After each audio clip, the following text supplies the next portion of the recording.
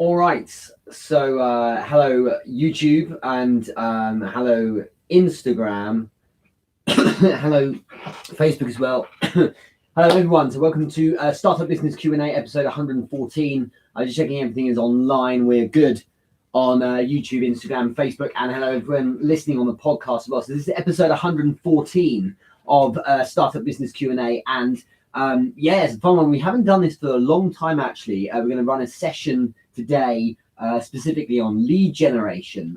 So thank you everyone who's joining in already. There's a couple of announcements as well. David Potts, hello to you. Novamir, hello on Instagram as well. Hi everyone jumping in on Facebook there.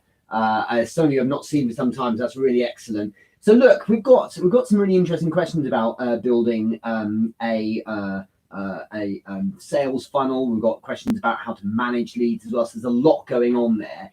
If you have a question specifically leads or generating leads, then here's the place to do it, and we'll try and tackle them today. So I will make sure I'm answering questions across the platforms. A couple of notices first. I'll repeat these a bit later for those who are joining a bit later on. But firstly, on the 16th of October, if you are in London, I really want to meet you. If you don't know, if you're not in London, then pass the message on. On the 16th of October, we're going to be having a session which is for Entrepreneur Business Live. So that event on that Tuesday evening will be focused on LinkedIn. So if you're doing anything on LinkedIn or you plan to, you really should be.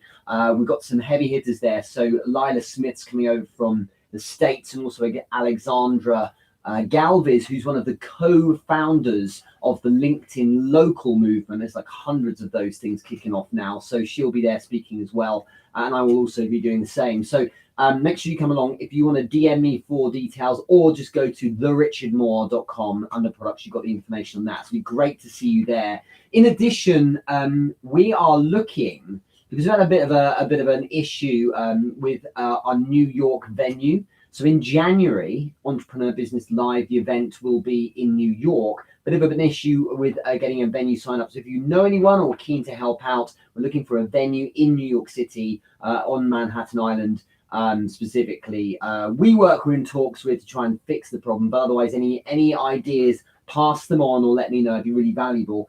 And the final notice before I get started, which is a big one, is not affecting you on Instagram, not affecting you on YouTube, but on Facebook. Next week, we are going to be running this session, so Startup Business Q&A episode 115, which will be on my birthday, because next Monday is my birthday, I'll be 38, will be run from my page on Facebook. So this is my Facebook profile at the moment. It'll be on my Facebook page. So I'll share more details on that as well. Thank you everyone jumping in here. Siren Studio VIP for me, Mr. Teresa, take it easy. Jen STW325. Hi everyone on Instagram. So let's get on with it. Questions about generating leads. I'm just saying hi to everyone on all the other platforms as well. And those of you on the podcast are probably drumming your fingers on the desk saying, get on with it. So let's go. So first question is from Sushi Despanda. She said, Richard, while generating leads, what are the important points to remember to not put off the potential leads by chasing or practicing old-fashioned hardcore sales? Yeah, great question, and this is whenever I talk about leads or business or sales, it always comes up, a question about just not pushing people too hard. Thank you, Daniel. Happy birthday for next week. I have a week left of being 37 before that happens, but that's very kind of you in advance. So, it's an interesting thing. I think that the simple approach is this: you need to have patience around the value you're giving people. What you're looking for here, really, in any form of sales, hardcore or otherwise, is you're looking to earn the right to ask for something. In order to earn the right, you have to give enough value that someone feels like they want to reach out and say, hey, I need something from you right now. So earning the right tends to come through helping. And there's someone wonderful called Nick Kuzmich, who's an amazing guy with Facebook ads. And I strongly suggest you check him out on Facebook. The guy has such a great saying for this, which is help without agenda. If you can help without agenda, what it means is that it outwardly, at least, has this perception that you're just helping people for the sake of helping them, and that goes down really well. When you do this, what happens is the people you're helping then tend to feel like they kind of owe you something.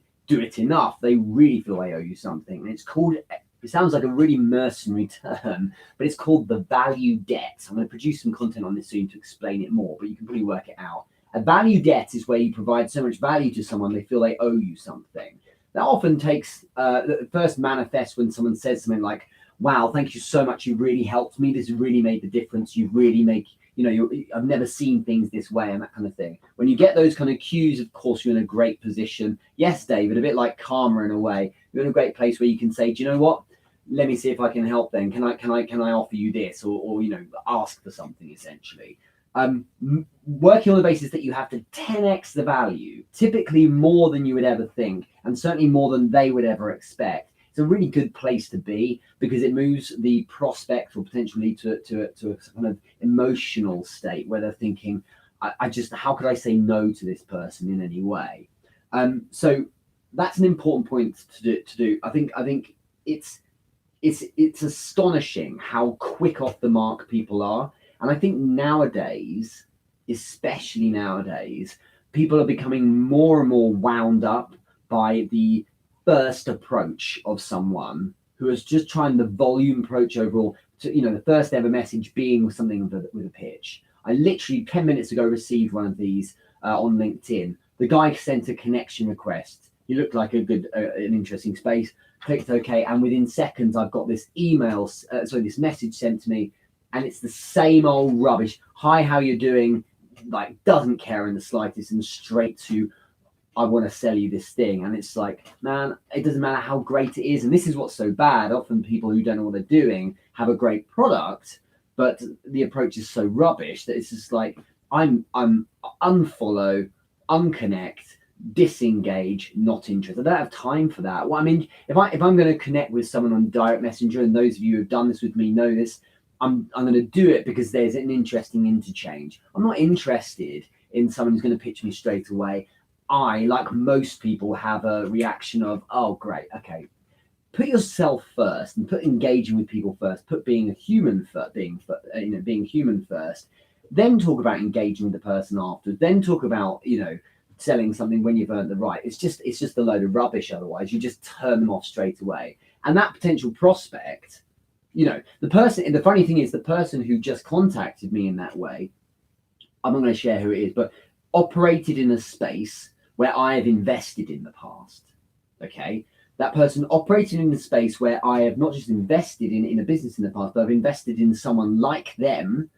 And we had an agreement where they ended up making a load of money, and I made a good skim off top of it as well. And it was a really great agreement. And that person threw themselves under the bus before they could even start. Now, they don't know that unless they happen to be watching this stream right now. If they do, then if they are, then you'd fix it. But it was like that person just thrown away a lead, basically, a great lead, because I potentially could have invested time or money and resource into that. As a result, he's now got to start again. He's knocking on new doors every single day for that. And Brandy, you put a really good point here on Facebook. Ditch the pitch, serve over sell. Absolutely. I think for those who are, let's be really practical here. For those of you who are nervous or new to this, all you've got to bear in mind is help. And then once you've been helping and giving value, then keep doing it. And when someone gives you a compliment, if you feel nervous about this approach, do it more. So you move to a point where that person's like, do you know what? They can't stop expressing in your direction how valuable you're being. Do you see what I mean? So the compliments are so in your face. They're saying you're amazing. Then you've earned the ask. It should be as clear as day. If you're a little unsure, there's an art to it if you're a bit more experienced. But otherwise, if you're a little unsure, do you know what? Just you're not ready yet. Give more value, help them a lot more. And there is an art with the right prospects to closing within minutes. It's far better to take your time and go the long distance and recognize some people take a very, very long time. Okay. Some people will take months, but if you stay with them, you'll earn the right in the end, and then they'll buy something. Okay. So that's a really important way to start us off. So Suchio, thank you very much for that. Earning the right is the safe approach. You won't piss people off, and you won't get a bad reputation, and you won't miss out potentially on someone who could be a big fish. The people who approach prospects with their first message being a pitch or a link or anything self-promotional are, without question, for many people, leaving money on the table, not even getting into the relationship that could be there. They're definitely missing out on leads. That's something to fix. Just want to say hi to everyone. There's so many people jumping in here on Facebook. A good group of you jumped in there. Hello also on Instagram. Can you all give me a thumbs up if you can hear okay? And also write whereabouts you're based, because some of you in the community here, you possibly don't know each other. It'd be nice to connect with each other as well. A couple of notices I'm just going to give as well. Firstly, on the 16th of October, we have Entrepreneur Business Live in London. We're focused on LinkedIn. Make sure you join it if you can. The link is on my website, therichardmoore.com. Just go to products and underneath you can see Entrepreneur Business Live. Also, next week on Monday, 8th of October, which is my birthday as well, I would like you to tune in, of course, to the Startup Business Q&A. I think I'll call it Startup Birthday Q&A. It sounds good, right? But that will be from my Facebook page instead. Okay, so I think it's I need to send this off the top of my head. I think it's richardmoore.fanpage. So I will or Richard Moore fanpage one line. So I will send that over to everyone to make sure you check it out there. But otherwise, we're here on the profile for the time being. We're just going to try and pivot and see what happens. Melvin, hello. Daniel, hello. Nadine, hello. Brandy, hello. William, hello. Michelle, hello. Dwight, and so on, and Michael, and Judy, and David, and all of you here. So it's wonderful. So let's crack on. Next question. If you have a question about generating leads, then do let me know here on the questions. I'm just posting onto Instagram as well. Look at my multitasking go, hey. So next question is from Dot Lung, who will be in London. She's massive on social media as a creative force. So if you check out Entrepreneur Business Live in November on the 7th, she will be the keynote, which will be with me there. But Dot Lung is asked, what type of funnels and apps are best to use for freelancers or solopreneurs? You know, if you're starting out, I think a really good shout is just to try ClickFunnels. It's the main one. Get the book by Russ Brunson, and that kind of thing just will lead you in the right direction. Sushi, you're late. You missed your question. You'll have to rewatch the replay, but I did answer it for you. But I want you to I should say, check that out. I've also worked with Unbounce even. And I think Unbounce is quite a sharp website to use. It's quite nice and simple. So I've used both for landing pages with great success. Unbounce I've used for high ticket clients.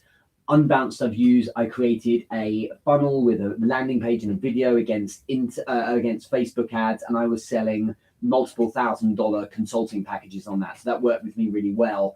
So I would check that out. Let me know if you tried Unbounce or if you tried ClickFunnels. I think ClickFunnels is nice and easy, drag and drop kind of approach into there. I think that what I do think is the simplest approach is content to landing page. So the content could go to a landing page on ClickFunnels. Content can go to a landing page on your website. And what you could do if you're desperately short of money is go produce plenty of content, direct through call to actions it to your site. And that site simply will be, it could be a free landing page on Wix.com or something like that. It doesn't have to be special. And if you check out the post, which has gone really well, thank you everyone for jumping in on it. I posted less than a day ago. It's already gone like through 100 likes and a couple of thousand views of it. It's really done well. On this point, you don't need to over polish to start with. What you need to do is get people interested and start the process. And I think, I've done really well in the past. If I go back 4 years on Facebook, I would post good content regularly. I was posting up to 6 times a day, like quality value-based content, and engaging with everyone who dared come near it. Like I mentioned in the answer to Sushi's question, it wasn't like, hey, buy my stuff. It was thanks so much, long chats, putting in the time. Even today I'm doing it still. I to be honest, I enjoy the process so much, and I don't mind doing it. This morning I had 4 chat windows open, and I'm just having the chats with people, and that's not just mucking about. That's because those people potentially could end up being either advocates, people who share your stuff, or people who end up buying things. You never know, but you have to test the water, taste the conversation. And the one thing I've said a while back is, you need to come down from your throne a bit and go and mix with the people in the street, if you like, and talk to them a bit more. because that will allow you to have a sense of the prospects you've got. So content to landing page does win. But what really wins, I think, and something I've been doing with the team recently, is this idea of retargeting people. So if someone shows interest or keenness in your stuff, then you retarget those people with more value and more content. And there's a video going out at the moment, which is, you're watching this because you showed interest in my last video, and ultimately that leads to a landing page where there's a course being bought, and that's a good idea. So I strongly suggest you check out using Facebook ads, but a lot of people use Facebook ads to promote a product. We use Facebook ads mostly to promote content.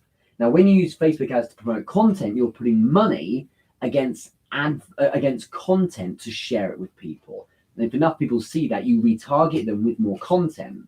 And for many, that seems like a stupid idea. Like, why are you spending money on ads to get content out there?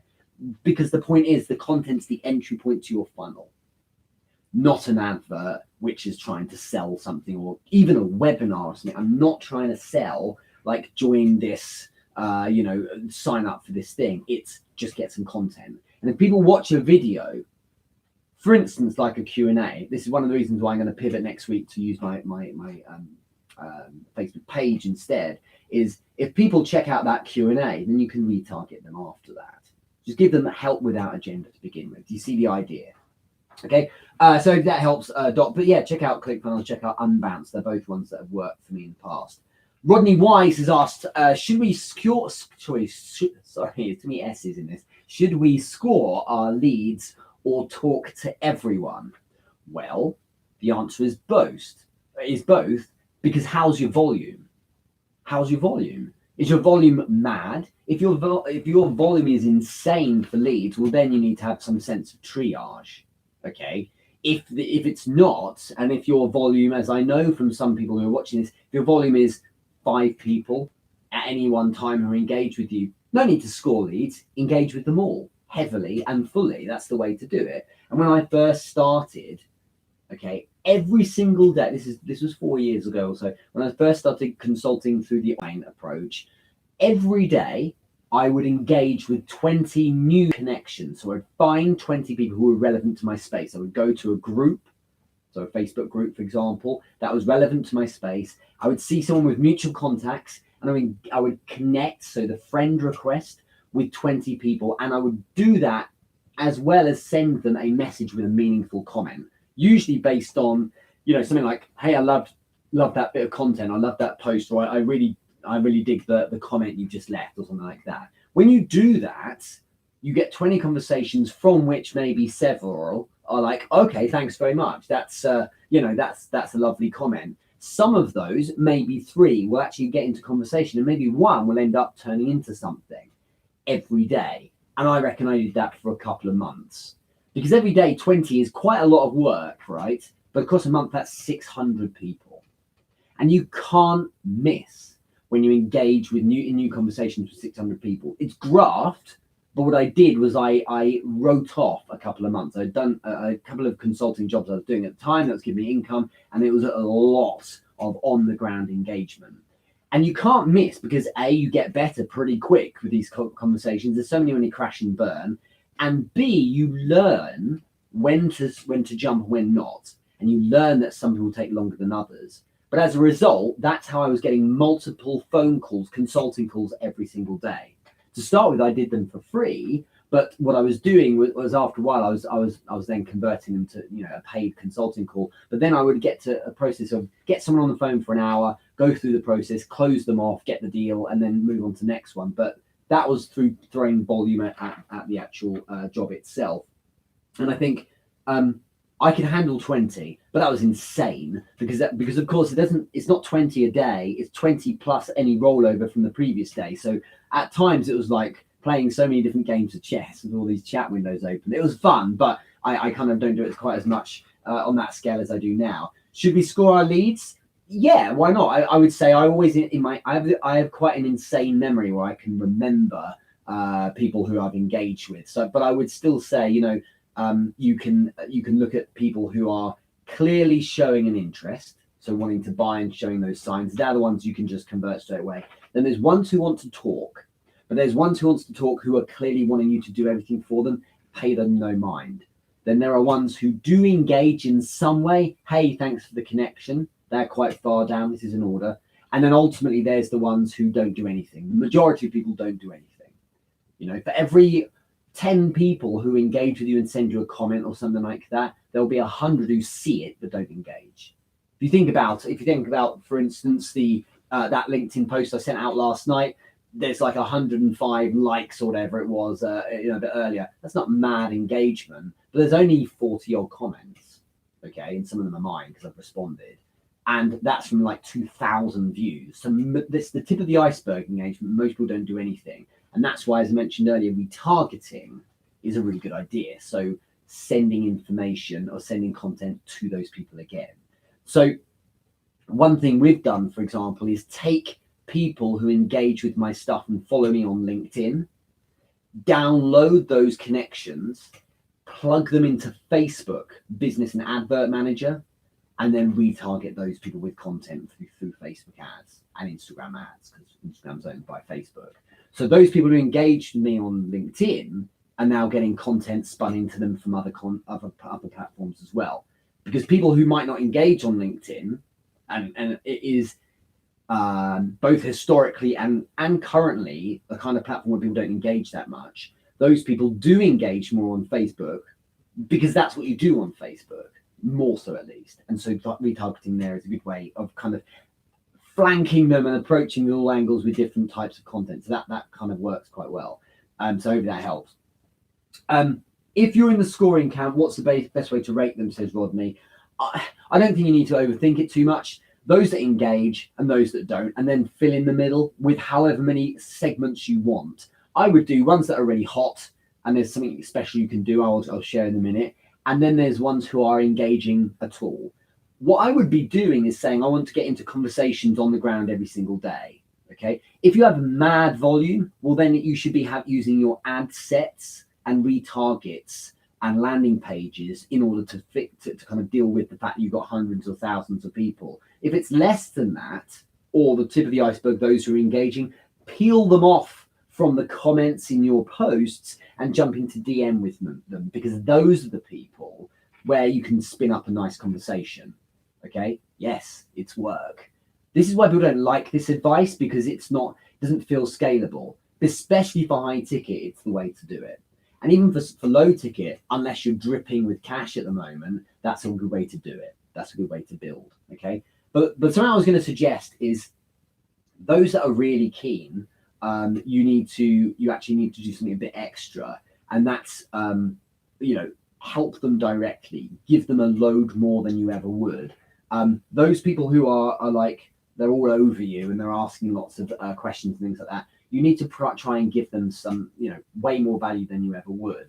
So that's going all in, maybe giving them a free call, something like that. Just give them so much value, because those who have dared to show you a lot of engagement, they need that decision to be validated. That's you throwing, a lot more at them as well. So that's something to think about there. Okay. I think that it's important to remember that there will be a lot of time wasters. And I want to balance this by saying it's so essential to make sure that if someone is just asking for you to do stuff for them, or at the very least have some healthy cynicism. If you're going into conversations with literally everyone, not literally everyone is going to be a valuable conversation. Plenty of people just want you to do stuff for them. I had one the other day, and if I look through the history of the kind of messages they've been sending me, it's like they're not doing they're not an engagement worth taking on, because that person is just asking me stupid questions and asking for me to kind of do things for them, and that's not going to go anywhere. So you can waste your time with people. How do you learn this? You can see I'm struggling with it. It's because it's so hard to explain. Basically, you need to spend time on the ground doing this, because then you'll get to a place where you understand whether or not actually you've got people who are time wasters or not. It's a vibe or a feeling. It's really difficult to explain, but think hard about your demographic. It is essential to think about locations, about types of people, about age group, even gender, nothing wrong with that, that you generally resonate with. That's so essential. Judy Fox has written here, you're qualifying them as lead. Yes, it's so important, this. And that's why spending time with them, so spending time on DM, is so essential, because that qualification really, firstly, it only comes a lot of the time through time spent with that person. And secondly, you have to hone the skill. By now, at your age, all of you, you're a master of the art of communication offline. But online is a slightly different world. And I know this, it's slightly different because in the same way as when I, in 2002, started selling internet marketing down the phone, so I was cold calling, managing directors of companies and selling them, advertising or marketing options. I had to relearn how to engage people because I use the visual when I meet people face to face. I can sense their warmth and things like that. On the phone, now you've lost that. So you start pick up on nuances in here. You subconsciously, you can't consciously do it, on the way they pause between words, inflections on words you wouldn't notice otherwise, breathing, all that stuff. You can't explain it because you can't consciously teach it. It's stuff that's just up here, and it comes from engagement. In the same way as if you watch a professional football player, they're not consciously deciding to receive a ball against their foot in a particular position. That's just a subconscious muscle memory kind of thing from doing it 10,000 times. But it's the same online as well through DM.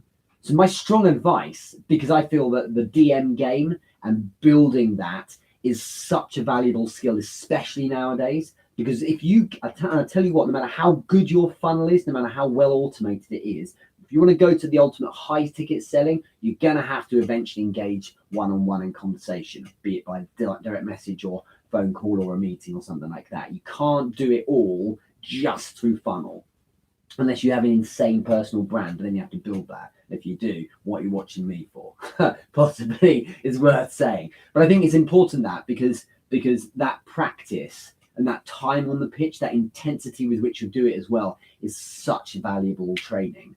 And I think those first few months of every day having these conversations again and again just kept me tight with that kind of that experience. Is really important. Thumbs up if that makes sense, by the way. I think qualifying leads is obviously important, but you need to spend time with people to really get if you're doing it right. Okay.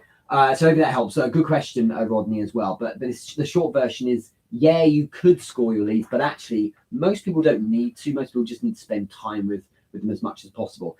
Here's the thing I was going to share, it kind of escaped me, but this is a very, very, very good way of staying on top of the good leads. Your good leads will no doubt be engaging with your content, so messaging and things like that on your posts. A great way of staying in touch with them is in the same way as the fact that you know lots of people, but there's probably a tight-knit group of 10 or 20 people who are your friends. I'm not just talking about online, but in real world.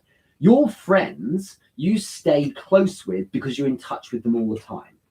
Okay, so Dotlung, hello, you're here on Facebook. We're, as I said, I shouted you out earlier, you're going to be in London. In fact, you are at the moment. I think you're going to be in London in November for Entrepreneur Business Live. Is an example of someone who I've not just connected with, there's this regular chat and conversation with. Keeping people close means that you get to know them better and you know what's going on in their world and they stay right at front of mind. And it's the same with your leads. People who show interest, who show up, you need to respond to them.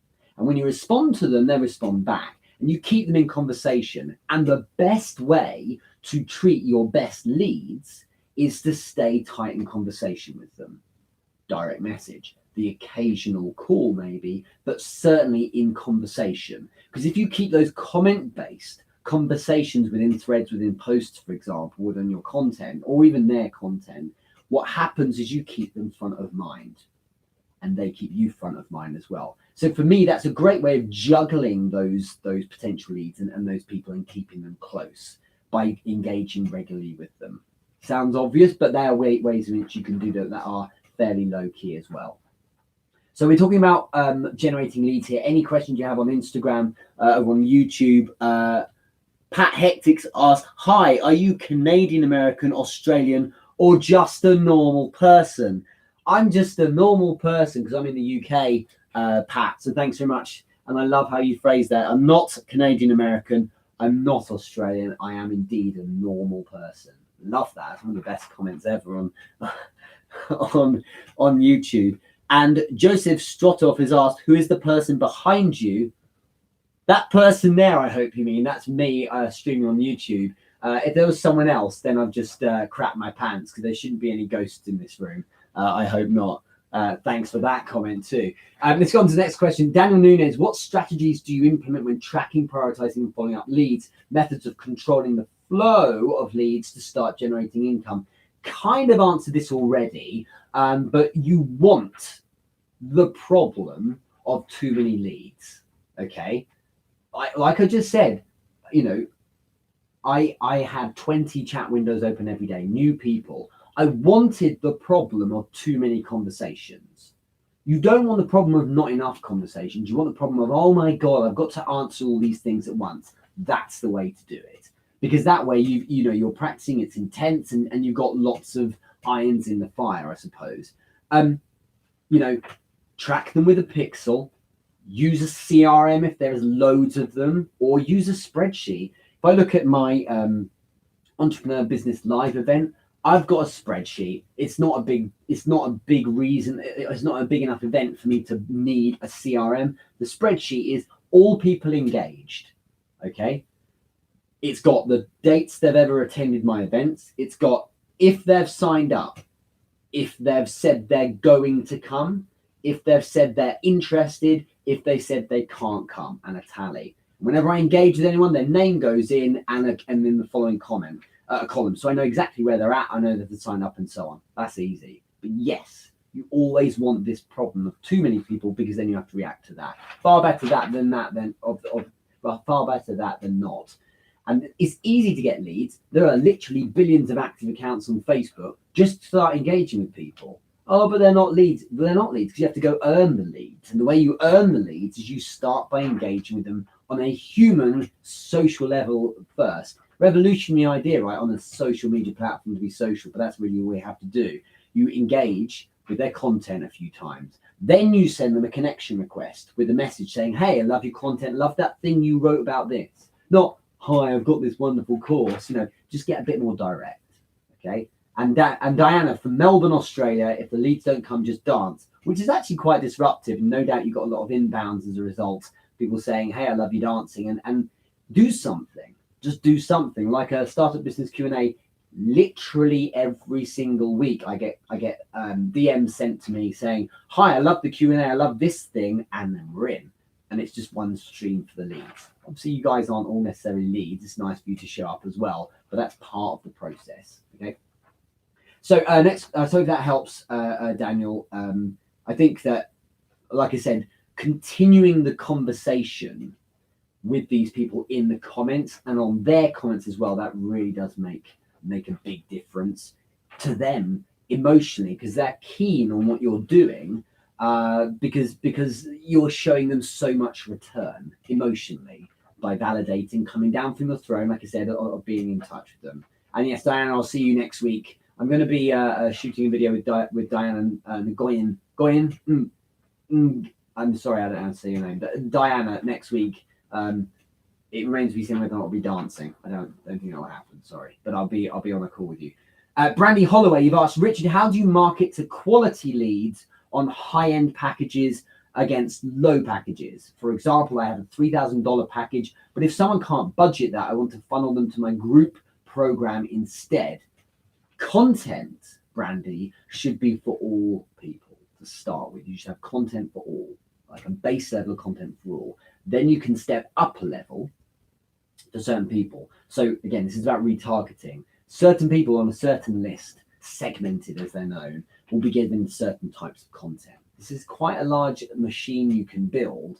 And the more you can segment and the more you can target and particularly set up information, the better you can do out of this. Okay. I feel that if you're a solopreneur, I believe that's the case for you. If you're a solopreneur selling $3,000 packages, unless you're selling, 40 a month or something like that, and even then, I really feel it's one-on-one.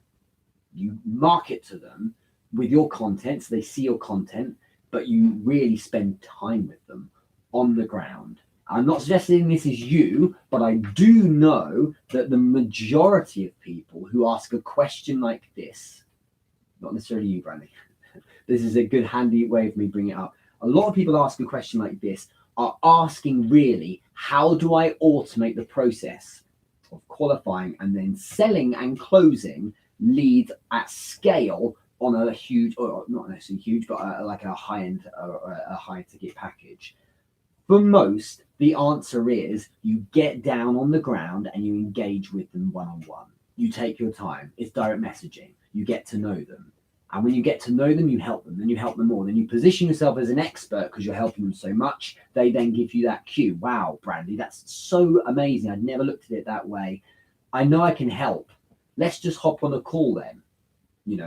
Why don't we talk a bit more about it? Are you free now? Press the call button. The video button on that direct messenger right then. Now you're in a call. Now the connection's going to go through the roof because, not connection Wi-Fi, connection person to person, because now there's the visual. Always video if you can, ideally meet, okay? Now suddenly there's even more of a connection. And now what happens is that you build the most important thing by a light year when it comes to creating a sale, especially for high ticket product, which is trust, which comes through a connection. 2/3 of the reason why someone buys is because of the vibe with you, the connection and feeling like they're comfortable with you. That is the win. That is the game, is getting social and engaging. Obviously providing value, that's your device, but it's essential to make sure they think you're a good person. It's everything. Because weak products that aren't polished, products that don't have positioning or brand awareness, still get sold when the proponent behind it is a connection that's earned the right to sell it.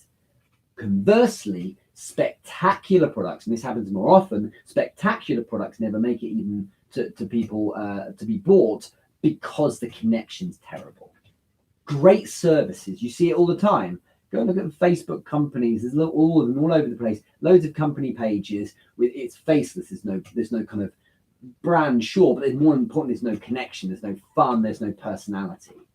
One of the reasons why 115 weeks ago I started this live Q&A every week, and now on Instagram, now on YouTube, is simply because it's a way of conveying my philosophy on things, but also getting my personality out there. I'm not that good an actor, I don't think anyone is, to be able to sustain front or an inauthenticity or a pretend version of me for this amount of time. So this is really who I am. And I think when people get trust and familiarity around that, they move to a place where they want to buy from you. And there's positive reasons to be in the friend zone with someone. It's because then when you have something of value, they're going to go in your direction. And so many people in the past have said, I remember one in particular saying, Richard, I bought your X course instead of this person's course, and that person's some mad high-end, well-known celebrity in the space, but they bought from me because of that connection. So that's the main thing. That's the win every single time. And this is always a balance. This is really the real answer to most of these questions. It's always a balance. How much of you is willing to or able to spend time with as many people as possible? Because the more one-on-one you can do or something resembling that, the better. So for example, this session here is a step down from one-on-one. It's not one-on-one because there's a load of people on different channels, right? However, I'm still bringing the odd comment here and there. I'm saying hi to someone if they jump in. Rich Keller's just there. Brandy Holloway, thanks for the hearts. Brandy, you just asked, well, I'm going to ask a few of you to view my content and give me feedback. Yeah, great idea. So it's not one-on-one, but it's a little bit more engagement as we go. Okay, there's no more comments on YouTube about me being a normal person, so that's good. But hopefully that helps. I hope that's a start for you.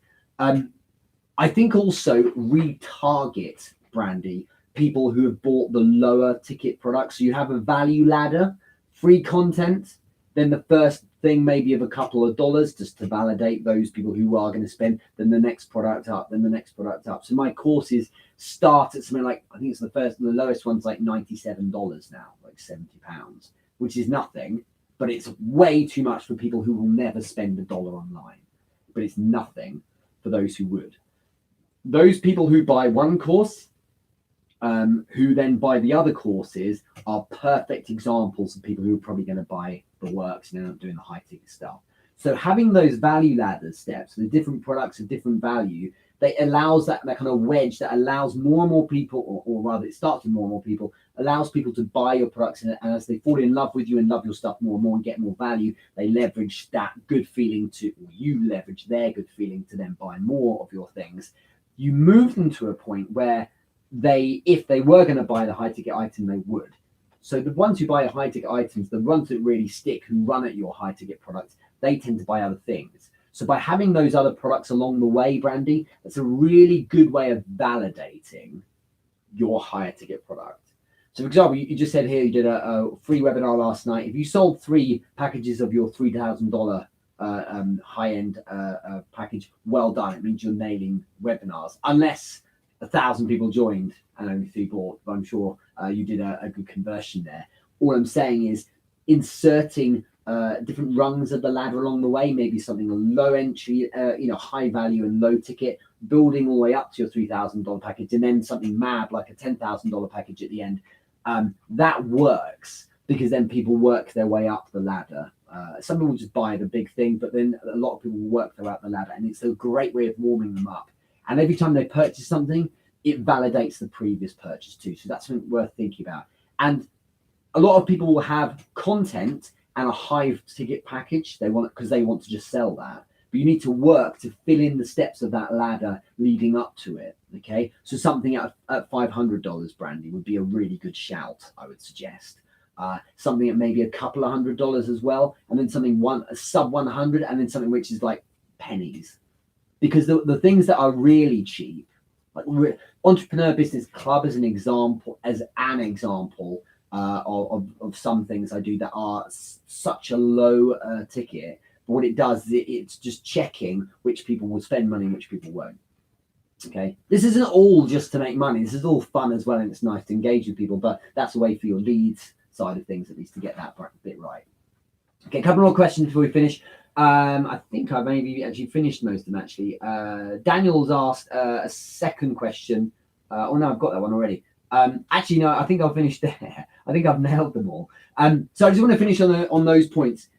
London, on the 16th, hands up if you're in London. I would like to know. So thumbs up or something. Let me know if you're in London. Make sure you come on the 16th. Go to therichardmoore.com. You can check out under products, Entrepreneur Business Live, and buy your tickets. It's a focus on LinkedIn. I seem to be doing pretty well on LinkedIn. Am I the best? Hell no. Am I the biggest? Not a chance. Do I have the best following? Not a chance. But I get non-stop inbound. So many things that I don't have any outbound work at all. It's all done through inbounds. So I strongly suggest you check that out. But in addition, Lila Smith and Alex Galvis, who are both behemoths by comparison to me on LinkedIn at least, are people worth listening to. Plus there's networking free bits. It's worth checking that out.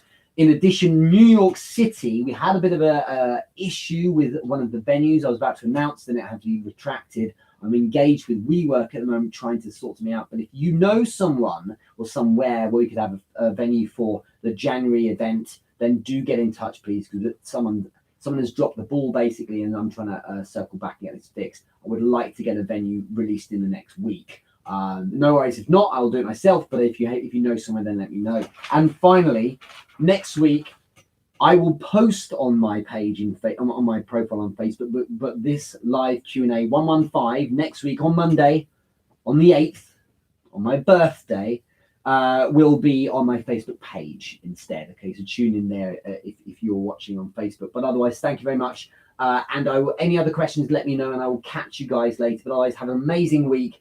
Thank you so much for following this on YouTube. I love